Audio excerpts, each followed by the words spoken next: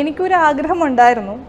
അതെനിക്ക് എൻ്റെ ഡാഡി മരിച്ചപ്പോൾ തോന്നിയൊരു ആഗ്രഹമാണ്. എൻ്റെ ഡാഡി അത്യാവശ്യം പൊളിറ്റീഷ്യനാണ്, എല്ലാവർക്കും അറിയാം. പക്ഷേ എന്നിരുന്നാലും ഡാഡിയുടെ പേര് ഗൂഗിളിൽ അടിച്ചപ്പോൾ ഐ ഡിഡ്ന്റ് ഫൈൻഡ് എനിത്തിങ്.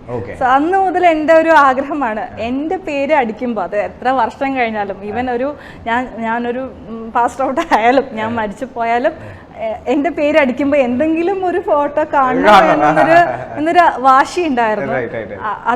അതിനു വേണ്ടി ഞാൻ ട്രൈ ചെയ്തൊന്നുമില്ല. പക്ഷേ ഈ ഒരു ഹോർഡിങ് ചെയ്തു രാജഗിരിയില്,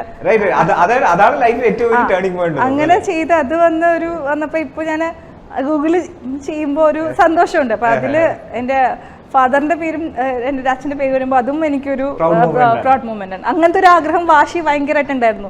എനിക്ക് തോന്നുന്നത് നമുക്ക് എന്തൊരു കാര്യം ഭയങ്കരമായിട്ട് ആഗ്രഹിച്ച് അത് കിട്ടുമെന്ന് വലിയ പൗലൊക്കെ പറഞ്ഞ പോലെ ആ ഒരു യൂണിവേഴ്സൽ ഒരു അട്രാക്ഷൻ എന്ന് പറയുകയാണെങ്കിൽ നമ്മൾ എന്ത് ആഗ്രഹിക്കുന്നു അത് കിട്ടുമെന്നുള്ളൊരു ഫീല് നമുക്കുണ്ട്. പക്ഷെ അത് അതുപോലെ ആഗ്രഹിക്കണം. ഞാൻ അത് അന്ന് അതുപോലെ ആഗ്രഹിച്ചു.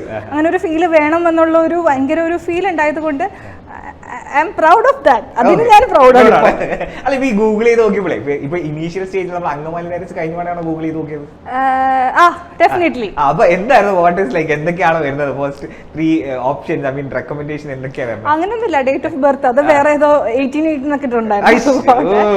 പിന്നെ അത് മൈൻഡ് ചെയ്യില്ല. നമ്മുടെ ഫോട്ടോ, നമ്മുടെ സ്പൗസിന് അങ്ങനെയൊക്കെ കാര്യങ്ങൾ. അപ്പൊ സെർച്ചിങ് എന്നുള്ള ഒരു ഫീല് ഭയങ്കര ഒരു മൊമെന്റ് ആണ്. ഓക്കെ, എന്റെ പേര് വന്നു എന്നുള്ള ഫീൽ തന്നെ നമുക്കൊരു മൊമെന്റ്.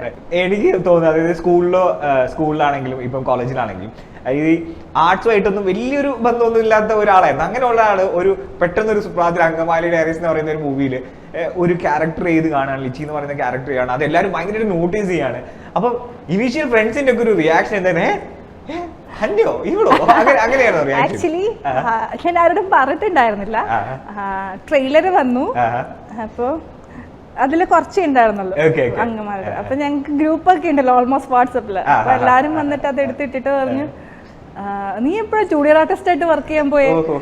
ഞാൻ പറഞ്ഞു, ഇല്ല, ചെറിയൊരു റോൾ കിട്ടിയപ്പോ പോയതാ, എന്തായാലും ഞങ്ങൾ പടം കാണാൻ പോവാം എന്നുള്ള ഫീലാണ്.